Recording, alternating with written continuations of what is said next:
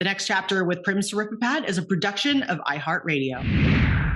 Hey everybody, it's Prim. Welcome to The Next Chapter presented by Baron Davis and Slick Studios. This week's guest is former NBA player and Ohio State Buckeye, Greg Oden. In part one of this interview last week, Greg talked about his childhood and all the different forces that nudged him towards sport. In part two this week, we're going to hear more about Greg's roller coaster journey after draft night in 2007 and what it was like to navigate all those expectations as the number one overall pick. I think the thing that really stands out to me in listening to Greg is how so many athletes are physically prepared to transition to the professional or elite level, but are clearly not developmentally or emotionally prepared to make that big jump. Money, fame, status, expectations, negative influences, all those things are not easy to navigate. And for Greg, tons of injuries. In all, 7 surgeries over the course of his career. 7. I think a lot of people don't know he had that many operations because he doesn't talk about it publicly. Now, Greg's name has almost become synonymous with the label bust. And that's one narrative to be honest, sick and tired of hearing. Maybe it's because I was an athlete and that's my own problem to work through, but I find myself wanting to be protective and wanting to defend Greg or any other athlete labeled a bust because, as you'll hear in the next hour or so, there's a lot of factors and a lot of people that contribute to an athlete's downward spiral of becoming a bust. How draft night was handled, how his injuries were handled, how his rehab was handled, how he was in need of guidance and mentorship, not just on the basketball court, but more importantly, off the court. Now, this is not to absolve Greg of anything that happened. He needs to and does accept responsibility for a lot of the things that went wrong. It's merely contextualizing his journey and recognizing what else happened along the way, rather than just pointing the finger at him and calling him a bust. I really don't like that label because, in my opinion, it's an oversimplification of the athlete and what happened.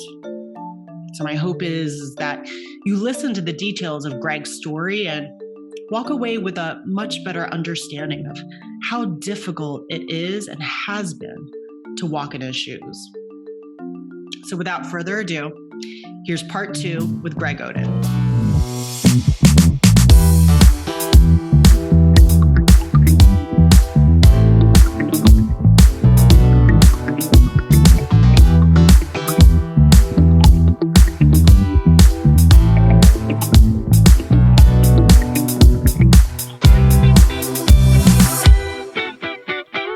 That's kind of traumatizing because typically when, we talked about this before, but I've had 4 surgeries, but typically there's the whole physical therapy phase. You go to physical therapy for several months and then surgery is the last resort. And then you talk about the surgery, what kind it is, and they roll out the timeline and all that jazz. So was it originally, because I know with one of your surgeries, it was supposed to be arthroscopic, which is where they insert 3 holes and they kind of do a very cleanup of it. Mm-hmm. But the microfracture surgery is very serious and complicated. Mm-hmm. So was it originally supposed to be arthroscopic? Yes. So it was really supposed to be a go in, kind of see what's going on, clean it up. Got it. And then it was like, well, this is what it is. We're already in here. So they switched it up without even telling you or... I knew that there was a possibility of, doing something while they were in there. That's not the case. But the year-long surgery, that's not, I wasn't prepped for that. I was prepped and my thought was it's going to be something minor. We could possibly do something to fix it up if we see anything else. But you got to think, I'm not going in thinking that anything else is a year-long. You're out for the year. That's not, I'm just thinking it could, at most, it would be 3-4 months. That would be worst case scenario. But my worst case scenario was a full year. Wow. and something that obviously I dealt with throughout my whole entire career after that. Well, yeah, arthroscopic. So I had arthroscopy on right shoulder, both knees. It's even faster now, but even back then, 15 years ago, I mean, they want you moving like 2 days later, and you're out in like a month, and you're starting to train or whatever. So you wake up. That's a lot. I mean, and I'm still 19 at this time. You're 19 and you're a rookie. Mm-hmm. And of course you feel the expectation of the city on your shoulders. And you thought it was just going to be a couple weeks, couple months, whatever. You wake up and they're like, you're out for the rest of the year. Yeah. That must have been a lot. I don't even. Yeah. It was. And then you got to think like, so now I'm just trying to figure out how am I going to connect with my teammates? What am I going to do for the city? They just had this big old parade for me. Like, how am I going to contribute? What am I going to even be doing?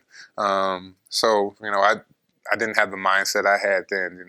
I'm not sitting there watching every practice and then doing my rehab outside of practice. No, I'm doing my rehab during practice. I want to be there. I want to be doing stuff at the same time the team's doing stuff.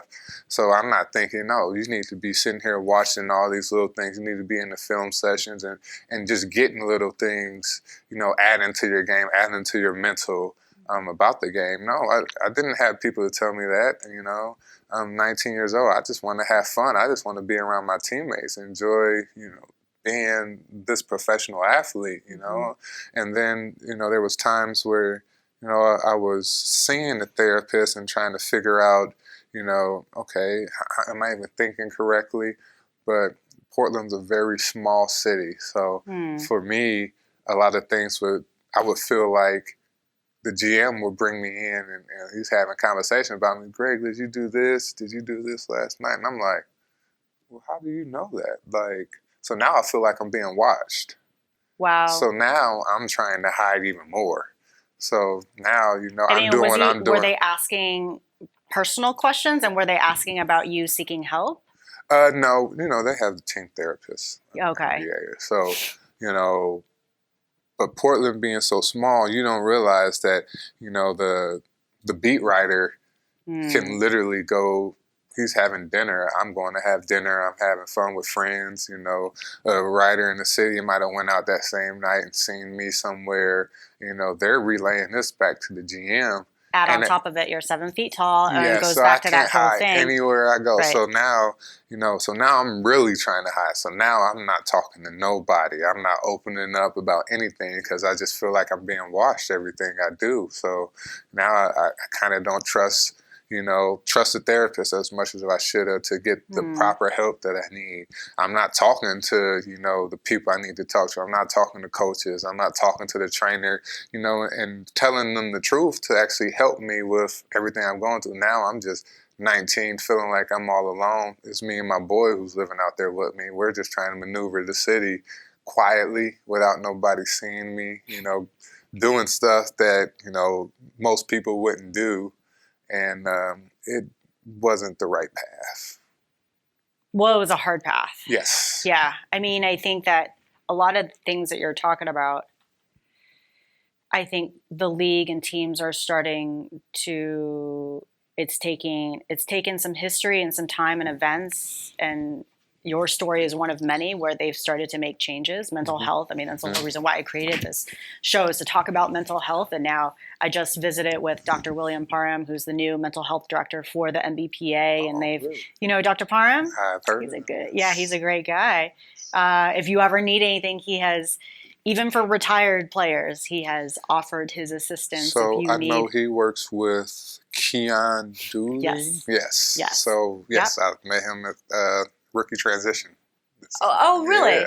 Yeah. Wait, this summer you said? Yeah, this summer. Oh, okay, cool. Yeah. So I was one of the counselors at rookie transition. Ah, yeah. So I sat in on all the little different ones. Yeah, and so him and Keon, the mental health and wellness program, which is associated with the MBPA, just started last year, and they've, Dr. Parham's talked about this program. It's got 4 phases. He has now established a whole medical system. There's therapists and psychologists in every single MBA city, And Yes. right. And there's also a level of privacy and anonymity. So players don't have to deal with the things that you dealt with, even though it still continues to be an issue because a lot of athletes don't want to seek help because they feel that the teams will hold it against them and coaches will hold all of that against them. And there are a lot of coaches that still do, and they're of that old mindset. Yeah. But, 10 years ago, whatever it was when you were, now that's what, 12? 13, 14, 13. Yeah. That was completely different back then. So here you are, you thought you were going to have just a minor surgery. You end up being out for the rest of the year. And even at 19, you're doing the things to get help, but you're in an environment where everyone's watching you. You don't know who to trust. People are kind of like, tattletaling on you a little bit, maybe because they don't mean to be, but you just kind of stand out and it's like, oh, there's Greg. Yeah. And then, at 19, I'm not thinking correctly. I'm thinking like a 19-year-old. I think anything negative towards me is somebody was out to get me. Yeah. Or somebody, felt a certain type of way to ruin whatever I thought I had going on in my head. At 19, you just think all types of stuff. I'm not thinking, well, maybe, these people are just trying to make sure I'm good and making sure I'm not going the wrong places, making sure I'm not doing this that's going to hurt me in the long run. But, I wasn't reaching out to people to find that, and at the same time, like I had vets on that team, but I wasn't reaching out, and then the guys I was closest with, Brandon Roy and LaMarcus, they just got drafted the year before me, so we're all pretty young at that time. And Brandon he eventually went through his own health issues and all of that. So everyone's just kind of figuring out their own system. And at that age, at 19, you don't know. I was still in college. Like I didn't know what I was doing. And the psychological aspect of being injured, it's not as simple as going to rehab and it's like, okay, let's fix the body and make the return. It's lonely. It's isolating. Yes. Because you're right. You talked about practice, but you can't be with the team because you've got rehab. And rehab, especially with that type of surgery, you're probably in there anywhere from 2 to 6 hours a day. Yeah, it's about 2 because you need to lift as well. Right. And then you got to do all the stuff for your knees. And then you can't forget about the rest of your body because your whole body works together. It's some time consuming. You got to add the diet you need to be on so you don't gain extra weight while, one of your limbs is a little bit weaker. And I think getting to know what matters to you and how much you enjoyed Ohio State and having that community, and you talk about like your face lights up when you talk about the dorms and being able to have bunk mates and 4 roommates, whatever. I felt like it was acceptable to learn and to be coming into your own as a person when you're in college. Then, now, these guys are looked at as pros even in college. But, when you start making that money and your name is called, you're supposed to be a pro then. And I keep on saying you're only 19 years old, and a lot of us who are in that position are coming from families that's never been in that position no more. So you don't really know how to handle it. You don't have a playbook on how to handle yourself in these type of situations and around these professional people. You're just going by, doing whatever you think's right. Mm-hmm. And knowing how much family and community is important to you, and then add all the injuries that you went through over the course of your career, and already how isolating and tough it is to just deal with injuries, period, as an athlete. That must have exacerbated your situation even more because, you want to be a part of the team, but your body's not allowing you to do that. And it must have been challenging. The 5 years I was with Portland, it was a lot of ups and downs from injury standpoint. But then when I look back at it, there was a way that I could be connected to the team. I was a party guy. I knew where the clubs The party were. guy. I knew which clubs to go to in Portland on which night. I would have house parties, ones that the guys can come to. I was always the fun guy, getting everybody drinks, everybody loosen up. That was kind of my connection with those guys when I wasn't playing. And then when I was playing, I had already kind of built that little bit of reputation that, I was going to go out. I was going to have fun. I was going to connect with some teammates this way. If you wanted to find a club on a Wednesday, I know which one to go to, the low-key spot to go to. I kind of took that upon myself. Yeah. You were but those role players are important. Mm-hmm. You're, who was it? Not Coach K. Another basketball coach. I think at the college level, in their book, they were talking about the glue guys. Mm-hmm. And I mean, with your talent, you were more than just a glue guy. But because you couldn't contribute to the team, do you think you would have been the party guy or the fun guy, if you hadn't been injured? If I had been injured and had a little bit more direction, I'm not sure I would have dedicated as much energy into that part of my life. Because when I look back at it now, like I should have been the guy who was going to the gym 2 times a day, just getting better, doing what I can to not hurt myself, not drinking as much. Alcohol is not good on your body, being the better diet guy, being the more just stern, going by the book, doing what I can to better myself. I think I put a lot of energy into stuff when I actually enjoy it and know this is what I'm supposed to be doing. And just at that time, I didn't have that direction, or I physically couldn't be out there to do some of these things. So that energy went elsewhere. Mm-hmm. Mm-hmm. Yeah. I mean, it was your way of connecting. It's what you did the best that you knew at that time. Yeah.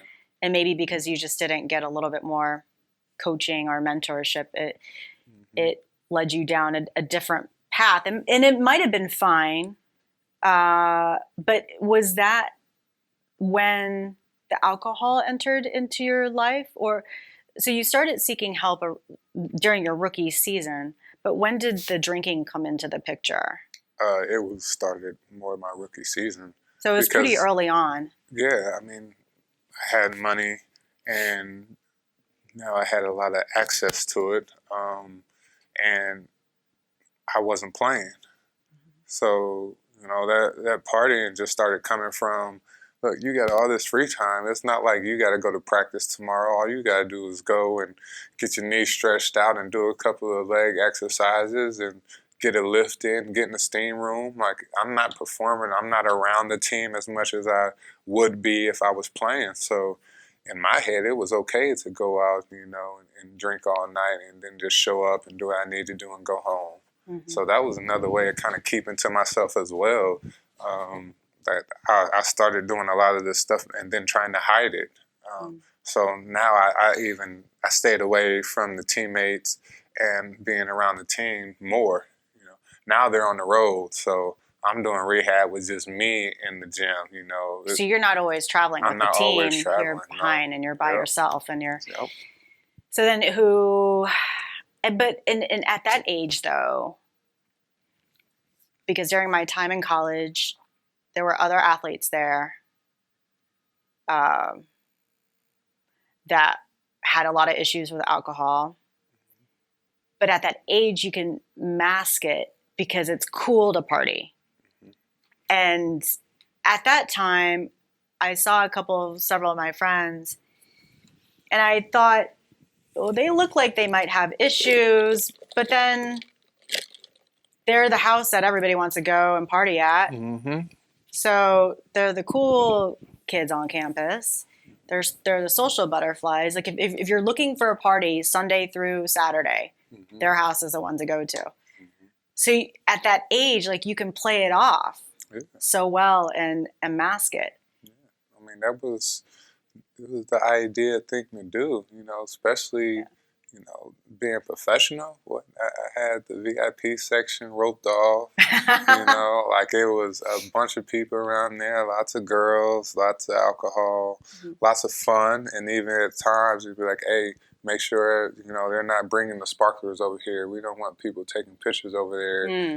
So now it's private. That's very appealing to a lot of athletes, a lot of celebrities. You want to do that stuff and not be seen. So Right. it was hiding in plain sight, kind of.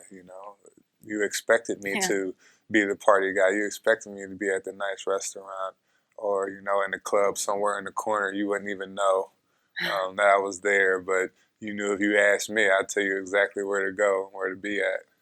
You were the guy to go to. I don't know if I was the guy, but I You were one of the guys. A guy. And at what point do you remember where alcohol ends up turning into something of a more serious issue? So it goes from fun to now dependency. Well, there's two situations.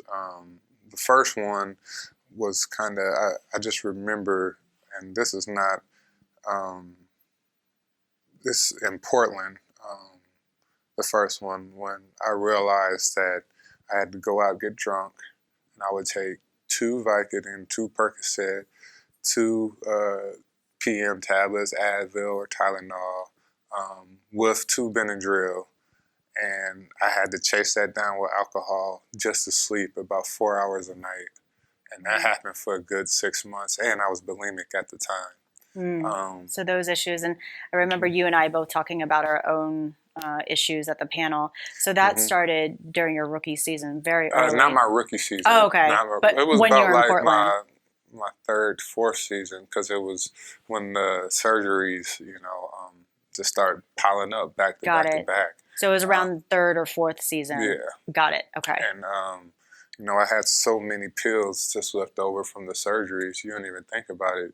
And then when I looked at it, it was like, it was time outside of that initial surgery where I was still taking, these pills every 4 hours. Yeah. And even if I wasn't in pain, I was just so used to it. I was just so dependent on it. That's when I kind of looked at it like, okay, this is a problem. And then after Miami season, that was in 2015. 13, 14. Yep. Yeah. And I got arrested for a domestic violence situation where I really looked at it and was like, I'm a person that I don't even recognize. Where I ended up going to rehab and was on probation for 3 years. I got claimed for 6 months. But that situation, I really, like that. I'm not that type of guy. I feel like I would never, I feel like I didn't have it in me to put my hands on a woman. And it happened. And when I look back at it, like one of these days, I got to have this conversation with my daughter. And I really, I couldn't look at myself for a while because that's just not, I don't see that as me. That definitely wasn't me, and I lost myself. And that was a big, big moment when I had to realize what all of the alcohol and the drugs and just my way of thinking and the way of handling myself, the path that I was leading towards. I think that moment that you're talking about, the incident with your ex-girlfriend, not to keep delving into the past, but I think it's important to understand. I think a lot of people will just look at one event or one incident and just want to label people and say, like, he did this. But for me, I think it's important to delve into the past because it explains a lot of the things that lead up to that moment that might push somebody over the edge and explain the struggles or pain or trauma or whatever it is. And it's the only time I'm going to bring up my notes so I can, because your injury history is actually more extensive than mine. But so you had that wrist surgery right before you go to college. Next year you get drafted. And now I know that you thought it was going to be a simple surgery, but you wake up, the doctors tell you after your right knee surgery, you're going to be out for the rest of the season. Mm-hmm. All right. So then that goes down. So you're out. You come back, finally make your debut about a year and a half after you get drafted. Mm-hmm. That's January 2009.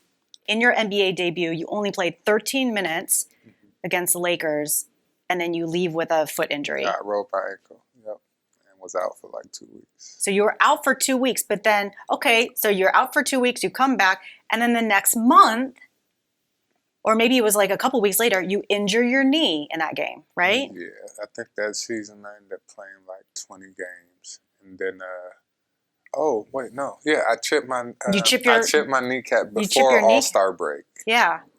But oh yeah, that's my real first season. Yeah. Well, I dealt with a lot of... That was your real season, but then I dealt with a lot of knick-knack injuries that season. Yeah, so you chip your kneecap, and then you're out for 3 weeks. Okay, so then you're out. You make your debut, but you're out again for another season.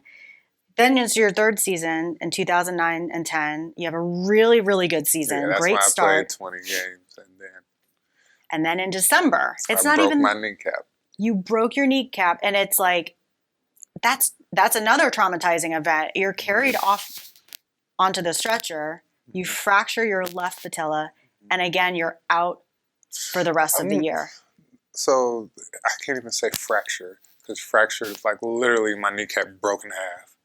It was like so the top of my head empty, and then the bottom of my kneecap. Oh my God. Yeah. So then you're out for the rest of that year. Mm-hmm. So that's 2009 to 2010. And I could have possibly came back, but then I refractured it. Right. And then, so that, when you were carried off the stretcher, you fractured, or you snapped your patella. Less than a year later, in November 2010, then you have a microfracture surgery on your left knee, right? Yes. So that marks your third NBA season cut short due to a knee injury. Mm-hmm. And then another one. And then we go to fast forward to the next season. You get two more surgeries. Yep. And then that's February 2012, which is now your fifth season in the NBA. Mm-hmm. You have arthroscopic surgery on your right knee, which is now your fourth surgery. 17 days later, you have a similar situation, which would happen with your what was supposed to be arthroscopy, but then they go in, we've got to do the whole serious microfracture surgery again. Yep. 17 days after your other surgery. Yep. And then the next month after that fifth surgery, and then you get cut. Yep. And now I'm back in Indiana by myself. Feel like I've let, everybody down. My family, myself, just expectations, people in the basketball community. Like, I really got in a depressed state at that point after being cut. Just the number one draft pick, I felt like a failure. And I had no idea what to do next. I kind of cut a lot of people off, changed my number, and I remember, I think I didn't leave the house but to go to the grocery store for like 2 weeks. Again, because it's hard for you to hide too. Yeah. People can spot you from a mile away. And I definitely felt like people was making fun of me everywhere I went. Like, I'm going everywhere grocery store, hood on. Every time I left the house, I'm driving with a hood on. I just didn't want nobody to see me. I bought a house in the woods so I can just get away. In Indiana? Yeah.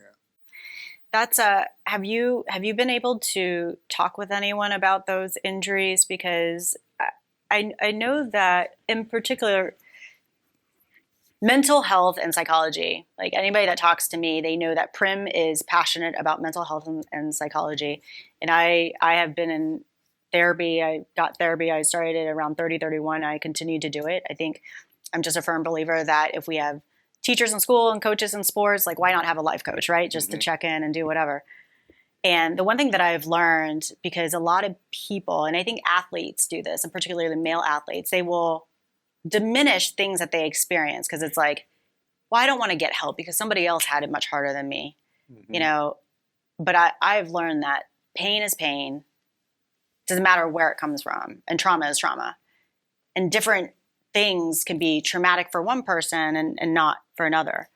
But have you talked to anyone, or have you been able to process the fact that your injuries were in some ways traumatic?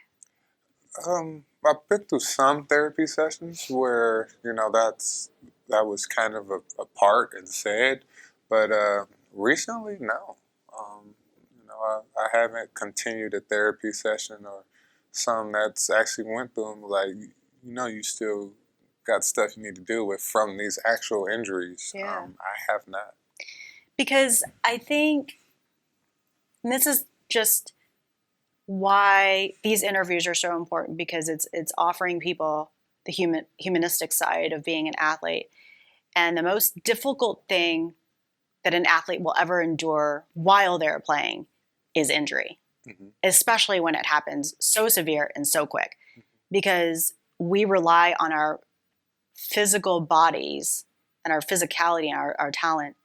That leads us to success. And when our vessel shuts down, when our car shuts down, we can't do anything. It doesn't matter how smart you are, how you could be Albert Einstein, like that's not going to get you anywhere. You can dunk a ball like nobody else, but if you're hurt, then your whole world falls apart. That's kind of what you said when we first started, which I agree with. The sport that a lot of athletes it becomes them, because you got to think. So now I'm playing basketball. My finances are good. So now I'm taking care of my family. I'm taking care of some friends. I have houses I got to provide for. I have business things that I'm involved in. And all this came from basketball, And so when that's taken away and when that check stops coming, it's like, okay, every aspect of my life was affected by me getting this check from playing basketball. And when that's taken away, like, whoa, all these bridges are breaking down now. Hold on, how am I going to provide for this? How am I going to do this? These people are only really hanging out with me because I was this celebrity from basketball, It's a issue that a lot of athletes struggle with, and I didn't realize how big it was until literally like every interview there's an athlete that says, well, when I retired, a lot of people stopped calling me. Yeah. When I left the game or when I got injured, people got mad at me. Or when I first got into professional, the NFL, NBA, MLB, whatever it is, you have people coming out of the woodwork, and all of a sudden everybody's your best friend because they want something from you. Yeah.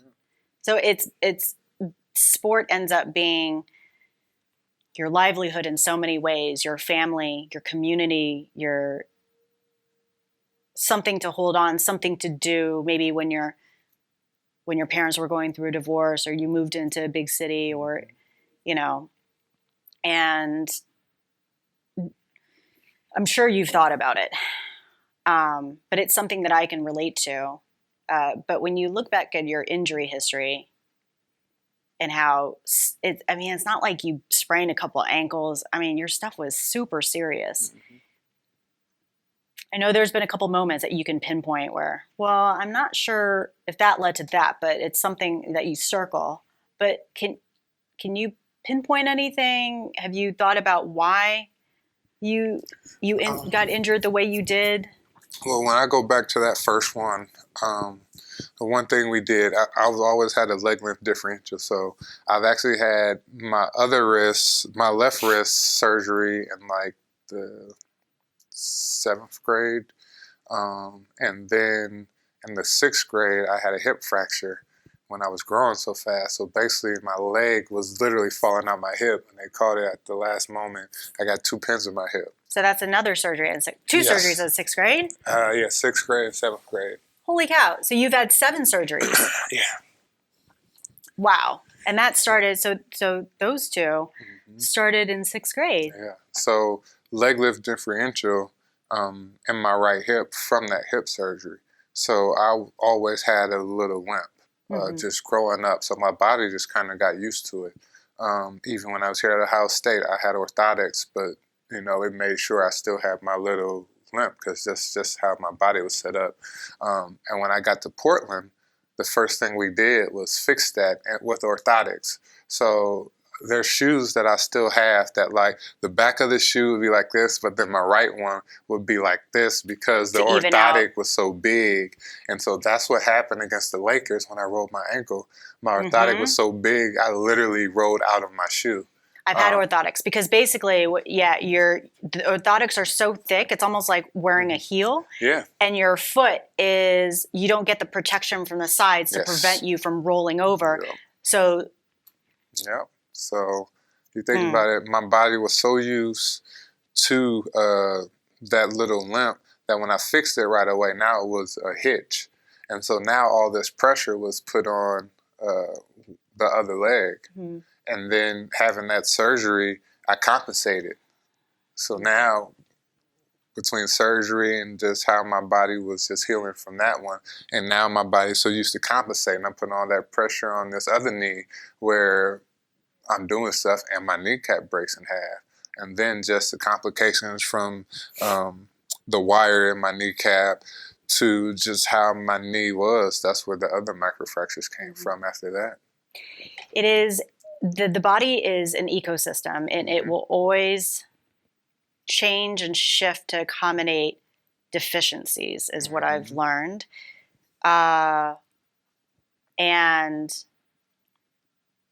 I was talking to one of my good friends. He's a renowned physical therapist, and he works with the Canadian national basketball team, ton of professional athletes. And I was talking to him about your injury history because I wanted to come in, and I was thinking about it. I said, because I've thought about my own history. I had two stress fractures in my back by the time I was 17. Fortunately, I was able to hide it when I was being recruited by colleges, got into Duke, had 3 surgeries, right shoulder, August, next month, right knee, the September 11th, and then the next October 18th, the left knee. So I had 3 consecutive surgeries in a row. And that is the reason I was telling you before the interview that I found out 10 years later about how unhappy I was about how my career ended. So I ended up making a comeback, which started in 2015. Tennis is easy. Like, you can actually play professional. Well, no, I meant like you can play professional tennis without, like in the NBA or NFL, you can't just go out and play and get picked up by a team again. You know what I mean? There's a lot more things that you have to go through, hoops that you have to go through. But when I did my comeback, I was like, I looked at my history of injuries, and there's so much more information about nutrition and diet and strength and conditioning. I said, I'm going to do it differently this time around. And so I trained smarter. I trained less, but smarter, right? Back when you and I were competing and playing back long time ago, it was all about volume. Now it's about quality over quantity, right? There's more about strength and conditioning and prehab and rehab and all that stuff. I think the Pilates and yoga is so much more needed now because it's about, how loose you are with all these movements and not just how powerful you are in these movements. Yeah.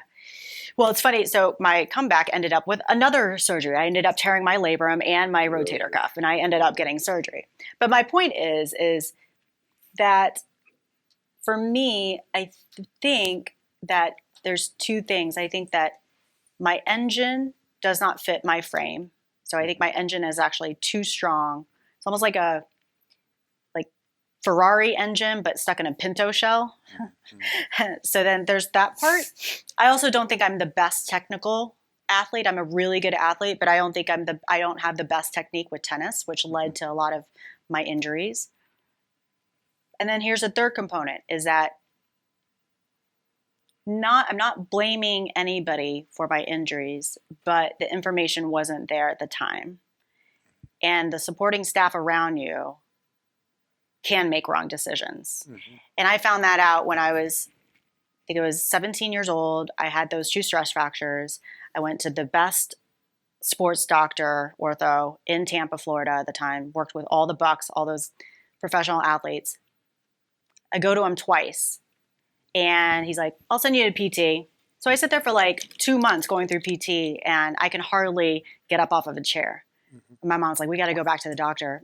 I don't remember this, but she told me this. And she said, you start crying. And I was like, I'm not going back to that doctor. We found another doctor, did a simple x-ray, just a simple x-ray. And he's like, your back is broken.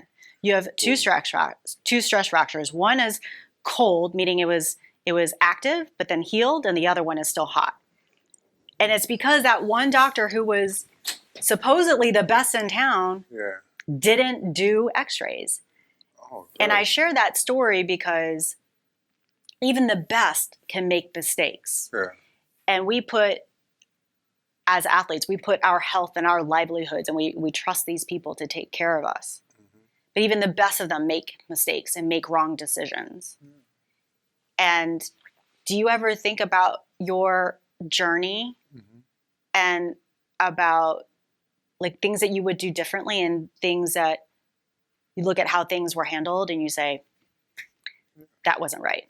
Well, that's kind of why, I'm here. And while, like, nowadays, I try to do a lot of speaking to young athletes and just to people, because I want to make this point that, especially when you're an athlete, but as any person, you need to be more invested in yourself.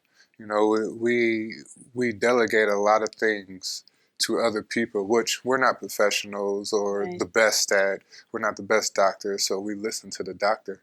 But you need to understand everything going on with you as much as possible. I'll start with finances. You need to understand this. You got a financial person, but you need to understand what they're doing, at least to a point where, you can make decisions and you can give the final yes or no. You need to understand your body. You need to have conversations with multiple doctors. You need to understand, okay, look, this is what one person says, this is what another person says, and let me take all this information and make the best decision for me. So when something happens, you can't blame somebody else or feel like you want to blame somebody else. So, we need to start taking more into our lives and educate ourselves, because I'm like, okay, well, maybe if I would have asked more questions, or if I would have let them know, all right, if there's other things you can do, don't just go ahead and give me a surgery and I'm out for the full year. How about we talk about this and talk about my options, but at least you guys got to see exactly what's going on. Now, let me get another look from somebody else and see, okay, is there a possibility I can play through this or do something else? I might not have made that decision, but at least I would have felt better in how everything ended up if I was more knowledgeable and I asked the right questions, or, just tried to learn as much as I can about the situation. It's hard. It sounds obvious sometimes when you're talking about it, like, you got to ask more questions, but you don't know what questions to ask if you don't know about the information. Like, you don't know what you don't know. Yes. And that's a huge problem at the youth sports level because, basketball, AAU, just the overtraining, the overspecialization, kids playing 10 hours of sports at 7 years old. And a lot injuries. of things is, and I'm hearing this a lot, is so much specialization, but they're not playing. So, I don't know about, in basketball, these guys are working out so much. They're doing individual workouts to the point where it's like a lot of these kids are really good individually, but they don't know how to play the team sport because they're not actually playing 5-on-5. They're just working out with their trainer, an hour and a half, 2 hours here, and then another 2 hours in the afternoon. It's like, you play a sport where there's other guys in competition. That's crazy. You probably should do a lot more 5-on-5, 3-on-3, actually competing so you can get the natural feel. So a lot of guys know how to play individually, but they don't have that feel that you would expect an elite player to have. Yeah, that's a whole, I've also heard, because I'm fascinated and youth sports is so important to me, especially like what happened with my experience. But then in terms of AAU, I hear that the focus is on winning. There's more money. So now instead of making sure players are developing at all the different positions, you just stick them in one position and that's all they know and that's all they learn, which affects the college game. So they have a less of a foundation and less of an understanding about, or less skills, I should say, in terms of just being an overall basketball player. Because what is a high school kid doing with a trainer? Yeah. What about your high school coach? What about your AU? These are the times you're supposed to learn the whole game. Right. In college, you're even learning the better part of the game. You're getting better individually. You're getting more of a team game. And then when you're professional, that's when, college, you might have a trainer outside when you're done playing and you're getting better in that way. But these kids at high school, and it costs so much money. Yes, these days it does. You mean you're getting a tutor outside of school where you're supposed to learn, and now you need a trainer outside of the team where you're supposed to learn as well, you know? So, I mean, that's when we got to put a little bit more on the coaches and on the people that's actually supposed to teach them. Like, if you're going to teach my son how to be a basketball player, teach him. Don't make me feel like I got to go out to somebody else to teach him individually how to be a basketball player. Mm-hmm. Right. It's a little thought how I think about it. Yeah, no, I mean, because your support system, we put so much trust into the coaches and the supporting staff. So if you're doing that, why are you not asking the question like, well, how are you going to help this point guard on the team? Well, how are you going to help the center? You know, we got to put more responsibility on these people that we trust in these certain situations of power and ask more questions, be more involved and being like, okay, I understand you're supposed to be a specialist at this, but, you know, I want to understand how are you going to do that? You know, how are you going to do this? How am I going to fit in this equation? And that's when I look at everything in our lives. We need to be able to put more on ourselves and be like, okay, well, if I'm going to put myself in this situation or I'm going to work with you, how are you going to best help me? You know, figure out, you know, not every aspect, but know as much as you can about the situation that you put yourself in. And that way you can't blame nobody else but you when something else happens. Because I like to say I don't want to blame somebody for this and this because I'm older and more mature now, but deep down in my head, it's like I didn't even know and I trusted you. And we all have that little feel like, yeah, I trusted that motherfucker. It was kind of his fault, you know. But I won't say that now because I'm know grown. you can't say that now, but I had this conversation with my buddy who's a physical therapist, and he works at the elite level, and he can't say and be honest publicly about what's going on because by being honest, that means you end up throwing people under the bus a little bit because there are bad physicians and doctors and trainers and coaches. We're not talking at the AAU or youth sports level. We're talking about at the professional, whether it's professional tennis, whether it's NFL, NBA, MLB. There are just mistakes happen. And I don't want to sound like I'm criticizing everybody. There's a lot of great professionals, trained, good physicians, coaches out there. But just like there are good people in life, there are also others that are not so trained and not making great decisions.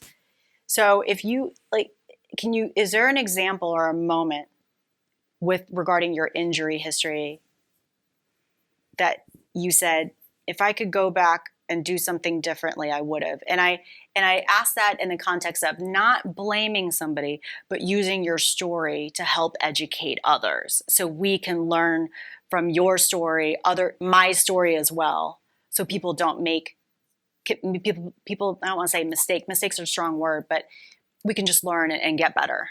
Well, I mean, just from injuries and being a professional, when I look back at it, why not take that time away from the sport to gain an advantage mentally? So you're not playing. So sit in on every practice, sit in on film sessions, you know, add something to the game so I can't run around. Just dribble, add something to my handles, become better that way.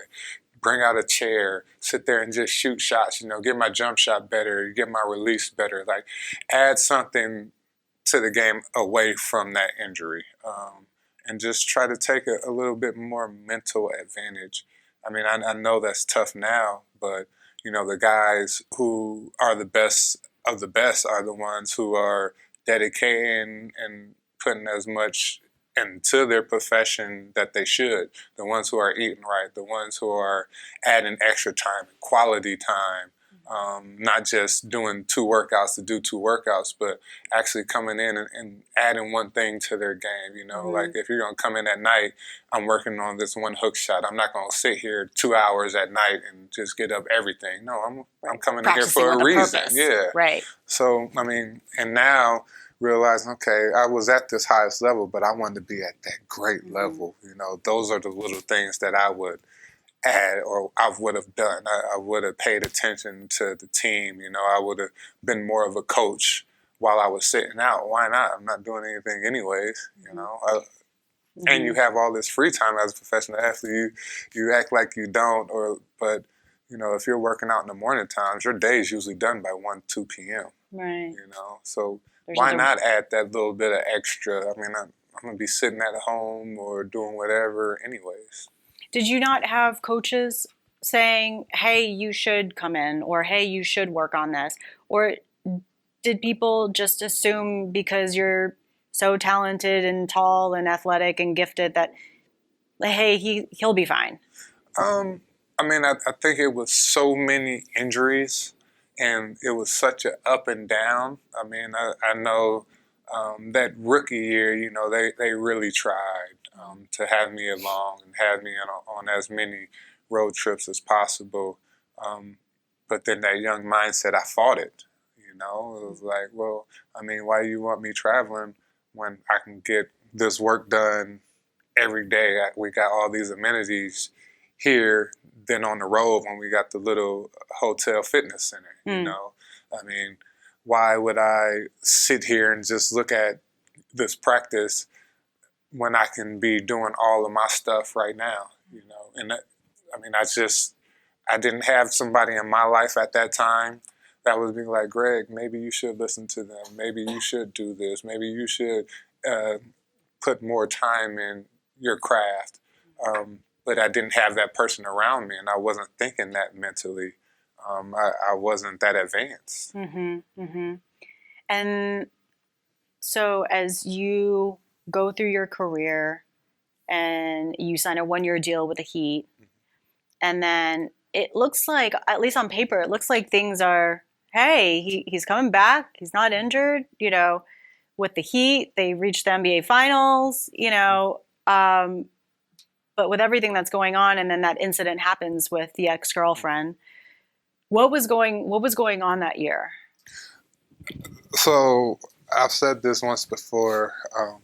That year was probably the funnest, as just like being on that team. That team was just crazy. They already won 2 championships. The eyes were always on them.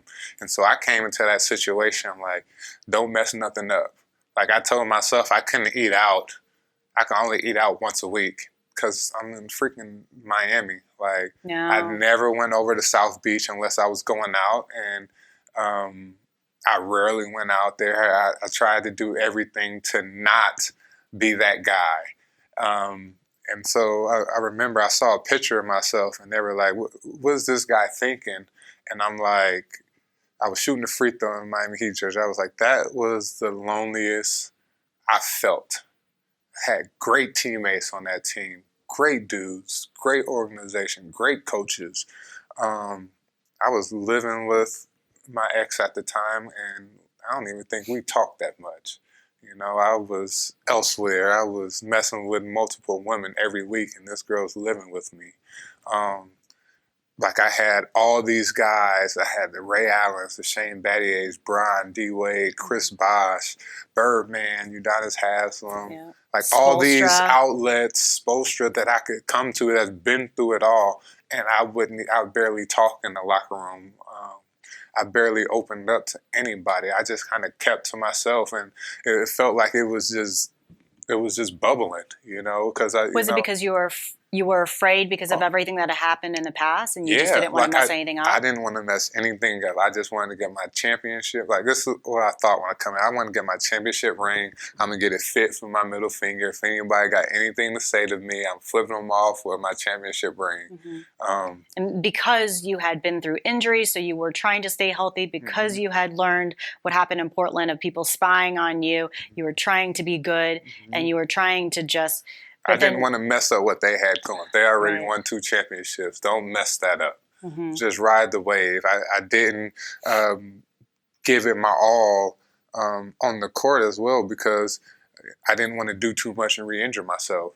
So to try to go get the extra work, I'm like, nah, dude, that would be too much. They told you only this amount of playing time. Because your body had failed. My body had before. And doctors may have steered you in a wrong direction, so you had kind of lost a little bit of trust. Mm-hmm. And I'm diving in, so I'm able to kind of dissect why you ended up doing things. So now you're isolated or insulated in this bubble. and I mean, I felt it, you know. And then I was really a indulger. So like I wouldn't drink, you know, 6 days, but that seventh day I'd be drinking all, especially if it was a day off, I'd be drinking all day, you know. If I was going to eat bad, then I was going to eat bad, you know. I'm not a cheat meal guy, I'm a cheat day guy, you know. So when I would do something, it would be over the top. So a lot of that stuff, but then I would hide it so well. So it was like 6 days I'm hiding everything that when I finally do it, it's like I'm doing it big. There's a lot of athletes, people in general like that. There's actually a lot of successful people, I would say, like that. I am very much the same way, where it's kind of an all or nothing personality, Yes. a person of extremes, but in some ways it ends up backfiring, because if you limit yourself, so it's like, I'm not going out, I'm not going to do a cheat meal, I'm not going to drink, I'm going to focus, I don't want to hurt myself, I'm doing all this stuff. And then it comes out and bubbles to the surface at the end of the week. And then that's when it's like, it's too much mentally to handle. You got to release all that energy somewhere. Yes. Got it. And for me, Yeah. I mean, I felt like that whole year I just held so much in, so much anger, so much thought, just so many up and down situations in my head, that's where that situation with my ex just kind of, it was just an explosion of me. And then I became, like, I've barely gotten fights with men. So to fight somebody who I've had a relationship with at that time, I like I said, I didn't recognize the person I was. Do you remember that night? What I did happens? not. I don't think I can talk about Okay. Yeah. So at that point, I know you say was one of the events that kind of triggered you to kind of wake yourself up and let you know that something clearly wasn't right, that you needed to change some things. Right. And what happened? So what happened after that? So just had to go to rehab. Had to really look at some things. And what kinds of things were you doing at this point? Honestly, working out, rehabbing, just still trying to figure out if I still wanted to play basketball anymore. Was trying to figure out who I was. And then I ended up going to China. I played a year in China. It was different. Different experience than the NBA? Yes. The travel. I remember one of the plane rides we had, you know, the 3 exit row seats. It was 7 feet me, 7'1" coach, and then a 6'9" bigger center on the team. It was us 3, and it was just like, we were all like, come on, man. You couldn't spread this out. But, I mean, the food, the culture, being that far away, meeting Chinese people. Oh, gosh, that was when they would ask for the server. Was it Fuyan? Yeah. Yeah, that was the biggest eye-opener. I'm like, she's coming, calm down. That was the number one. I was like, you guys are impatient. What's going on? She's coming. No, just that experience was definitely different. But then to come back and still have to deal with being on probation, you know, I didn't want to get in trouble. You know, I didn't want to end up going to jail I spent 1 day in that thing. I would never want to go back. And it wasn't even the full 24 hours. So that's one thing that changed in me. You know, I was in there and I was like, I never want to do this again. But also, you know, my girlfriend at the time being pregnant, now knowing that, you know, I'm going to have a baby on the way. I really need to figure out who I am and the person that I'm going to be and lay the groundwork. Well, you know, the groundwork's already laid, but what path am I going to go down to set up for when this baby girl comes, you know? What life do I want to have or build towards when she's here? And that was probably the biggest change for me is my baby girl, is realizing, you know, I've done some things in my life. You can't hide it. Yeah. Just own it, and be ready for, you know, she's going to find a lot of stuff out about you. But the person you are now, you can show her that. You know, hearsay, you know, she's going to hear some things. She's going to ask some questions. But, you know, by being the example of the person that I want her to see, that's the biggest thing that made me change and made me the person that I am now and how I think and maneuver through life.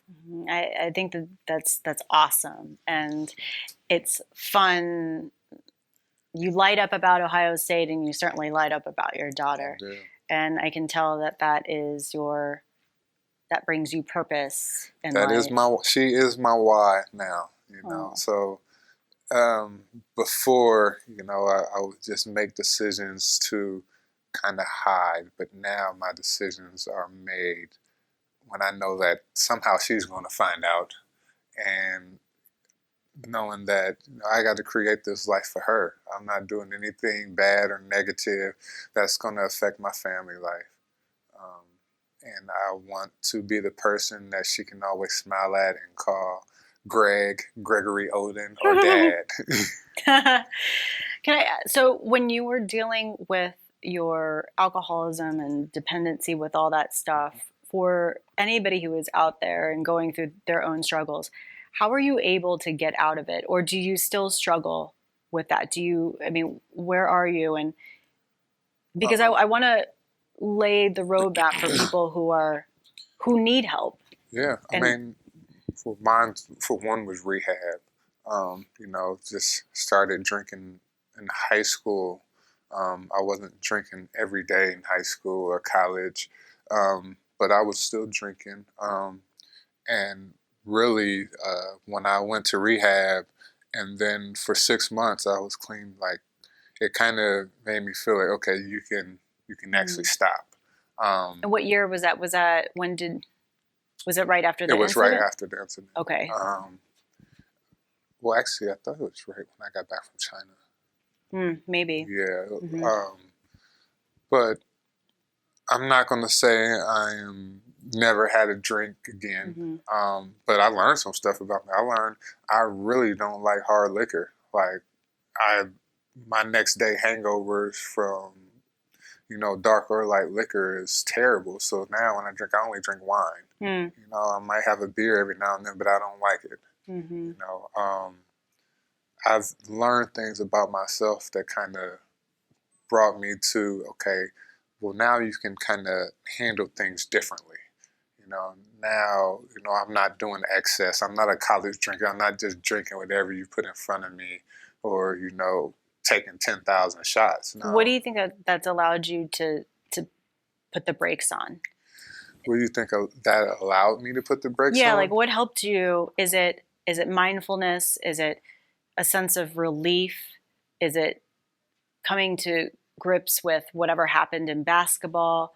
Like, what allowed you to heal, right? Because everybody has different coping mechanisms, and for me, it was, you know, I used food as a way to control or to numb. I talked about, you know, my eating disorder. You know, it was more restricting of food that it allowed me to numb anything that I was feeling. For you, it was alcohol.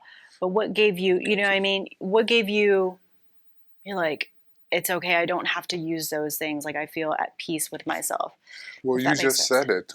I'm not trying to numb anything, you know. Yeah, I still have injuries that I'm dealing with, but I'm not trying to numb my body anymore.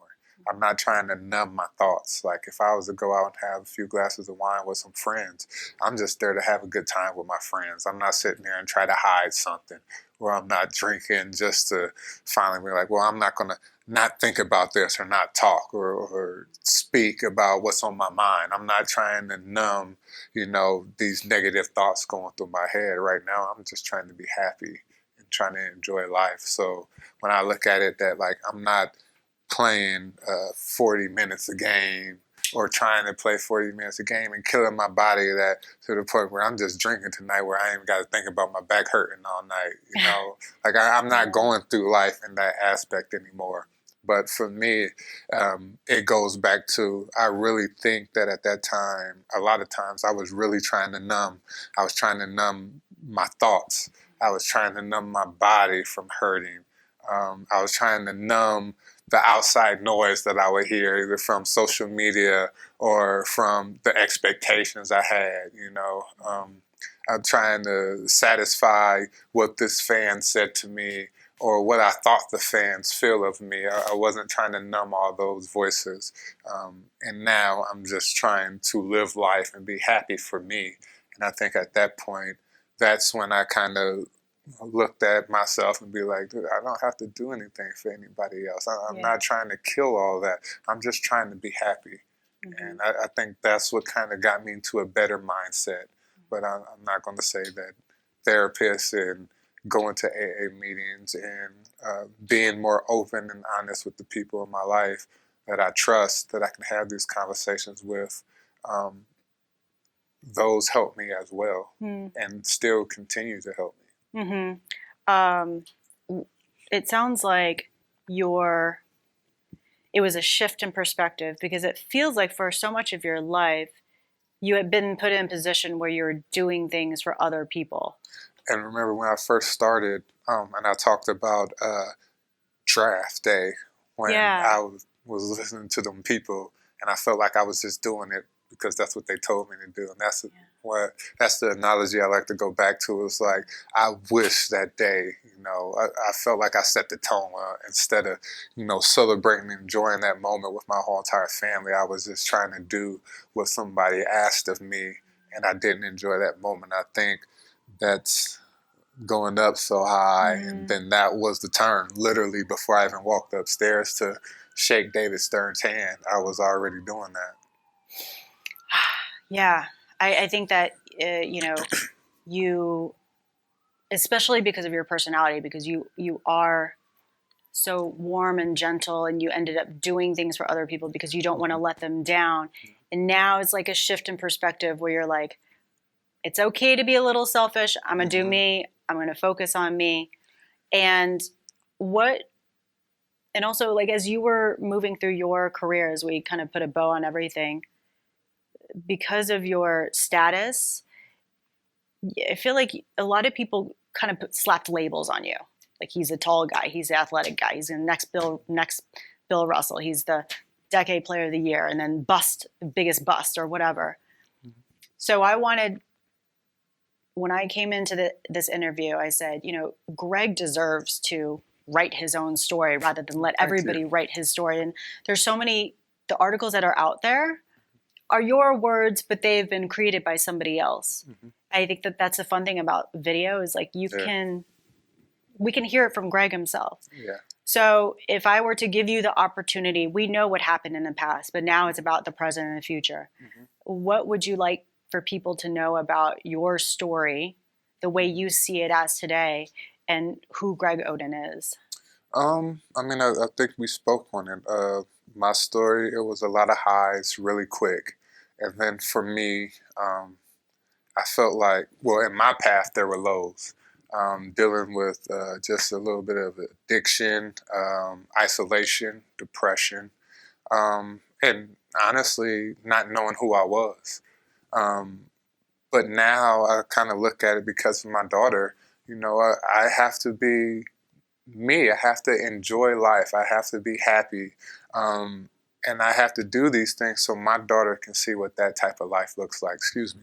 God, where'd that come from? It's because I've been talking to you too much. But no, like I enjoy, you know, just the times I get with her. And then going through life, making better decisions, being able to look back on my life and being like, I would usually handle things like this. I've had these experiences. Now let's be better. You know, let's do the hard thing. Let's make the hard choice. You know, learn about these things. Take time to do stuff. Gosh. Yeah. Oh, gosh, that sucks. Do you need some coffee or something to drink? It's just like a little tickle. No, I totally understand. I basically just dried up your throat is basically what I did. No, you told me we weren't going to be here to 1:30, and I looked up and was like, does that say? I know. I looked at the time. I was like, oh my God, I got to. No. There's only 32 minutes left on the card. No, we're almost done. No, I just really want to be happy and be a better person, better example for my daughter. But I also want to be a person of happiness, of positivity after all my ups and downs, that I'm looking at life in a positive light. Any situation with a little bit of education, a little thought process, and doing what's simply best for you. Just bring a little smile to somebody's face, a little positivity and kindness that I feel like this world is needing. And that's the type of person I want to be. That's the type of person I'm going to be. I'm going to help out in this world as much as I can. And I'm just going to enjoy life from that aspect. I mean, if my story can help somebody, inspire somebody to be better or make a better decision, that's what I'm here for. I enjoy, using my life experiences to do that. So motivational speaking, anybody wants to, I can help. Shout out, book, Greg. Oh yeah, that book deal whenever.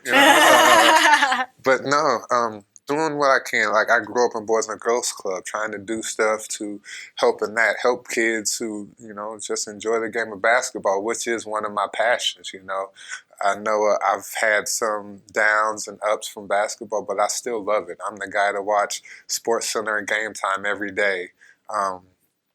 But also, I'm so happy to be a dad to that beautiful little girl. She is so cute. She's going to be so tall. Yes. She's taller than me when she's in 2 years, when she's 5. She's almost there. Greg, I want to just thank you so much for coming on and sitting here with me for a really long time and sharing your story and everything. But I really do think that it is one that needs to be heard, especially at this point in your life, because I can tell that you are really entering a new chapter of your life. And that's not to say that there might not be there will be ups and there will continue to be downs, as everybody's life is. But I really wish you the best. I'm excited to see what's ahead. Well, thank you for having me. Bringing it for a hug. I feel like that's what it is. Thank you so much. Thank you. I really hope you enjoyed part 2 with Greg Oden. If you haven't gotten a chance to hear the first part of our interview, be sure to check that out. And as always, I'm open to comments and thoughts. You can hit me up at prim_Siripipat on Twitter and Instagram. The next chapter with Prim Siripipat is a production of iHeartRadio. For more podcasts from iHeartRadio, visit the iHeartRadio app, Apple Podcasts, or wherever you get your podcasts.